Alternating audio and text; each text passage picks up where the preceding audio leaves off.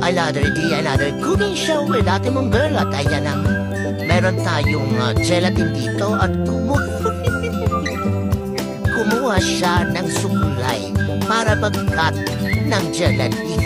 Hindi ko na rin alam ano ang nasa isip ni ate. Bakit suklay ang pinangkat ni ate? At yan, sige, tingnan natin. Kinuha niya siyanse at inilagay niya sa lagayan. Isineparate ang magkaibang kulay, ang red at green. At meron din pala siyang yellow at brown. At talaga pinipilit niya yung suko. O diba napagod ka din? Kumuha rin ng kunsilyo at kinat mo rin ang gelatin. O diba? Napagod! Nakakapagod din naman niya yung ginagawa mo ate. O yan, sige, kumuha siya ng cucumber. Ito, okay, ito na naman siya. Ilalaga na naman si cucumber o pipino.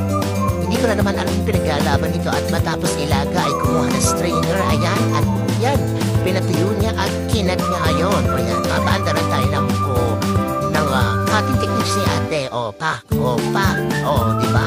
Nakat niya ng maayos, hindi naman masyadong delikado yan, ano? Okay, so nakat na niya yung pipino and then ang gagawin niya ngayon ay kumukas ng doktor putas. Pasalain, masukan. Diyos ko, bakit hindi mo nalang diniretso? Bakit butas yung sandok? Diyos ko naman. At kinilagyan na ng gelatin, kung ano man yan. Inalo-halo ng egg beater, pero hindi ako makapupunta sa sandok na butas. Sige, mahirap tayo ate. At yan, nilagay na naman ulit sa mga container ang white or ang clear na gelatin. Nilagyan ng food color. Minix ito nga naman. Okay, so nag-iba-iba na ang kulay ng kanyang gelatin. Ayan. Pero hindi ako makamupunta talaga doon sa sandok na butas. Tapos ngayon, nilalagay niya na ngayon sa lagayan. Ayan. So, hindi niya paghahalo-haluin nga naman. O yan. Hinalo-halo niya at mukhang mo masarap tingnan. Okay, so ngayon, kumuha na ulit siya ng another liquid. Diyos ko! Sana sa sandok na butas, pati yung strainer na ginamit. Diyos ko, ano ba yan?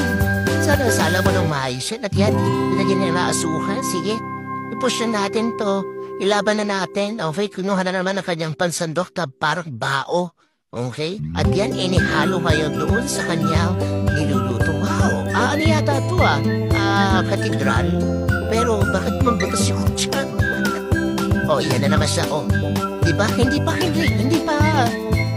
Binasag sa kamay. Diyos ko. Ayan na naman siya. Pinapandara na naman tayo mga cooking techniques. So, nilagyan niya ng patimpla. Okay, siguro panlasa yun. At siya ay nagsapot siya ng egg. So, ano yan? Tapos sinabawan. Okay, sige. Ihalo mo ate. At saka yung pipino, go. Sige, ilaban na natin yan. Iluto mo yan. Kaya mo yan. Ayan, sige. Luto-luto hanggang sa magkalasa. O yan. At yan ang kanyang katedral. Wow! Ganda naman eh. Pero natawa naman ako sa pagkakatiknik. Madami pinagdaan na parang ako'y napagod. Ayan. So, ikakat niya na yung isang white. Oh, sarap pa naman masarap eh. Kaso ang hirap lang ang teknik ni ate. May kanya na naman itong mundo. O yan, meron siyang soup. Sige ate, laban pang master chef yan. Go, pak.